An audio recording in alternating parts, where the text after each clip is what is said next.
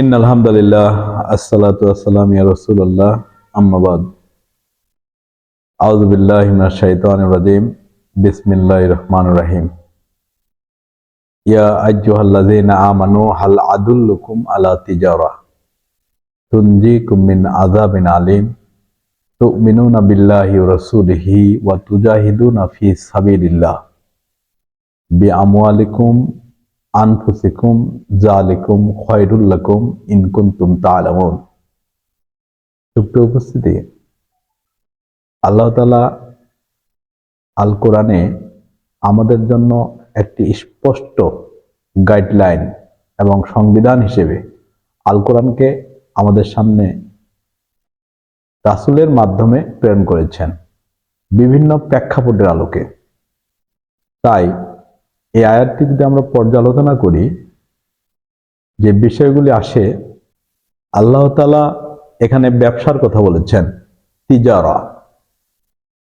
আল্লাহ তাআলা যদি ব্যবসার কথা বলে থাকেন, সে ব্যবসাটি অবশ্যই উত্তম এবং উন্নত হওয়ারই কথা।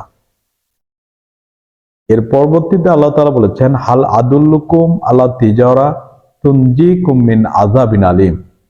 আল্লাহ তাআলা আমাদেরকে বলছেন, হে মানুষ, তোমাদেরকে কি আমি এমন একটা ব্যবসার কথা বলবো না, যে ব্যবসা তোমাদেরকে কঠিন যন্ত্রণাদায়ক শাস্তি থেকে মুক্ত করবে?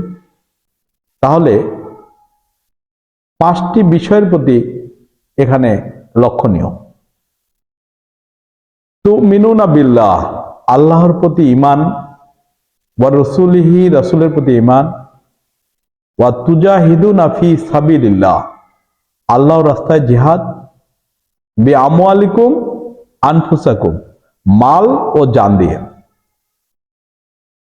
তাই এই বিষয়টি যদি আমি একটু বা আমরা একটু ভাবি, আল্লাহ তাআলা ব্যবসার কথা বলছেন, তাহলে অবশ্যই সে ব্যবসাটি দুনিয়ার যত ব্যবসা আছে তার থেকে উন্নত এবং উৎকৃষ্ট। কারণ আল্লাহ তাআলা ঈমানদারদেরকে ব্যবসার কথা বলে যে উপদেশটা দিলেন, তা হলো তোমরা আল্লাহর প্রতি ঈমান আনবে। তাহলে খেয়াল করুন, এখানেও ঈমানের কথা আসছে। কার প্রতি? আল্লাহর প্রতি ঈমান।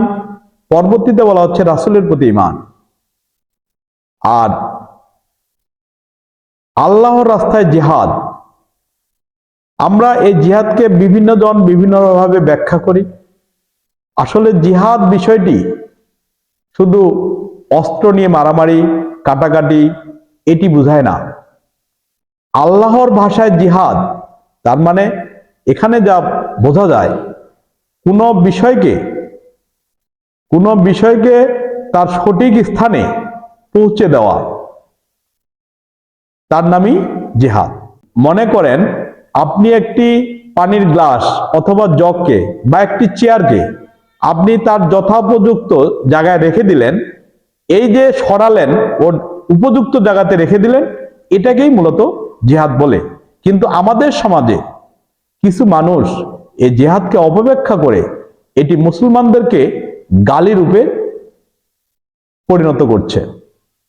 তাই জিহাদের অর্থ না বুঝে যদি আমরা জিহাদকে শুধু কাটাকাটি, মারামারি এর মধ্যে ফেলে দেই, তাহলে আসলে বিষয়টি দুঃখজনক। সুপ্রিয় উপস্থিতি, জিহাদ আল্লাহর একটি ভাষা, বিধায় এটিকে অস্বীকার করার কোনো সুযোগ নেই। আর সেই জিহাদটি আমরা কিভাবে করব, সেটি আল্লাহ তাআলা পরের আয়াতে নির্দেশ দিয়ে বললেন, আমওয়ালিকুম ওয়া আনফুসাকুম, মাল এবং জান দিয়ে। এখানে মাল আগে এবং জানের কথা বলা হচ্ছে।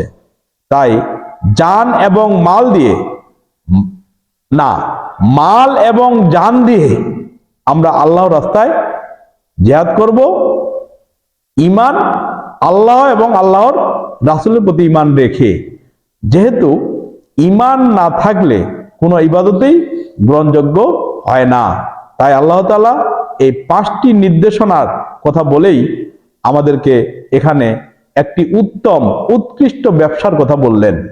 আর আল্লাহর দেওয়া ব্যবসা নিঃসন্দেহে নিঃসন্দেহে নিঃসন্দেহে সুন্দর এবং সাবলীল হবে, এটাই আমরা বিশ্বাস করি। তাই আসুন আমরা আল্লাহর বলা হাল আদুল্লুকুম আলা তিজারা, এই আল্লাহর ব্যবসার কথা আমরা চিন্তা করে, আল্লাহ যে ব্যবসাটির কথা বলে আমাদেরকে কঠিন যন্ত্রণাদায়ক শাস্তি থেকে মুক্ত করবেন, সেটি কোরআনের আলোকে হাদিসের আলোকে বুঝে আমাদের বাস্তব জীবনে আমরা পরিচালিত হই, সে আশাবাদ ব্যক্ত করে আমি আমার কথা শেষ করছি। সবাইকে আমার সালাম। আসসালামু আলাইকুম ওয়া রাহমাতুল্লাহি ওয়া বারাকাতুহু।